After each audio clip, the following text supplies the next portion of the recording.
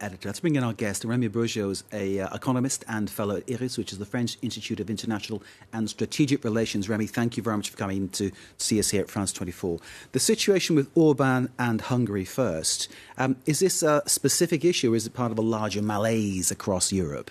Well, there's clearly a political crisis facing Europe in general, and Hungary is just one element in this broader picture. And there's really the European authorities are really have this resolution to confront Orban directly, but clearly those measures, this procedure is just a first step. It's rather symbolic. It mostly consists in addressing a formal warning in case the Council agrees to do so, but it's mostly symbolic at this point. And Juncker has mentioned several aspects of the crisis facing the European Union. Of course, populism is really central to those worries, but clearly there are lots of issues at stake, and of course there's this fight against the far right. Also, there are deeper issues that will be on migration, and many governments have shown their willingness to discuss those issues, even with the Italian populist government, which is really on the front line confronting this migration crisis. These are really complex issues that European governments have to confront together, and so those steps on Hungary are mainly symbolic because there's one clear example of a country breaching some rules and with issues of corruption and the rule of law not being respected. But it doesn't mean that it's just a Hungarian issue. That there's a much broader issue where lines are blurred in a sense. But the people of Hungary voted for Orban and appear to be happy with how he's running the country. Some people would say, well, that's what they voted for, that's what they got, so fine. Shouldn't they be allowed to get on with that? Well, clearly there's something counterproductive in those procedures and those measures and the possibility of sanctions. Is the EU interfering, basically? Is the EU interfering unfairly or trying to interfere? They're interfering and they think they have the right to do so, that they're defending core European values. So that makes sense to some extent. But we have to see whether that isn't counterproductive, because it's quite obvious at this stage that there won't be actual sanction at any time soon.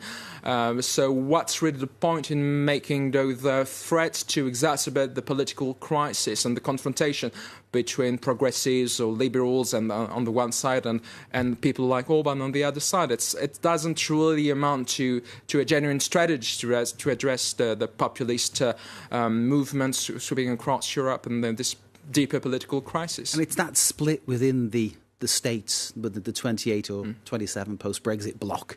It's that kind of split of opinion about, say, what to do on something like the migrant crisis, when you would hope there would be a global blanket response within the group, which is at the sum of the problem, really, isn't it? This is the big issue of the EU, that they can't get their collective act together to do something for the good of the bloc and the people coming in. Well, there's a rising awareness that this issue has to be addressed not only from an electoral point of view, that it's a key issue now and in the future, but clearly interests are not really aligned among European countries. Italy is on the front line. Germany also is a main destination for many migrants, but it's not dealing with the first flows of migrants, of course. Other countries are just really on the way for migrants towards Germany, but they don't want to accept any migrants. That's the case for most Central European countries. So clearly, interests are not aligned, but there's a rising awareness generally across Europe. This has to be tackled, but it's absolutely not easy. They have mentioned the possibility of having offshore centres to deal with migrant flows, but that's not going to work because countries outside Europe are not really willing to host those There's also centres. echoes of Australia with its experiment in Manus Island, which we all know that's gone really, really badly. Juncker saying that the EU must step up now and assume the role that the US has played so far as the kind of like the exemplary world leader. Is he dreaming? Is this something the EU isn't capable of doing? Well, Europe is clearly facing a crisis of its own, and there are obvious issues with Donald Trump, with his style of leadership. There are also actual issues on trade, and even Jean-Claude Juncker, during his trip to Washington, has acknowledged many of those issues and trying to find ways to boost European imports of American goods, for instance, in agriculture. So that these issues are being taken rather seriously now.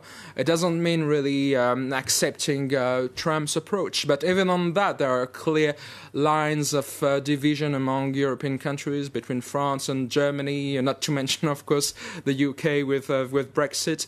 So even on trade issues, it's not that simple, because most of the EU's and the Eurozone's trade deficit towards the US stems from Germany. It's on trade surplus. So it seems that the issue of the German trade surplus is a little bit too contentious among European countries to be really at the centre of those talks. So it's clearly not the end of the story. It's just a very first step, not towards being a world hegemon of any kind, but towards finding some common ground among European countries for the very least. At least maybe stepping in the right direction. Rémi Bourgeot, we need to leave it there. We could talk all night, but sadly we need to leave it there. Time against us. Rémi Bourgeot of the French Institute for International and Strategic Relations, IRIS as it is known here in Paris. Thank you very much, sir, for joining us, Rémi Bourgeot.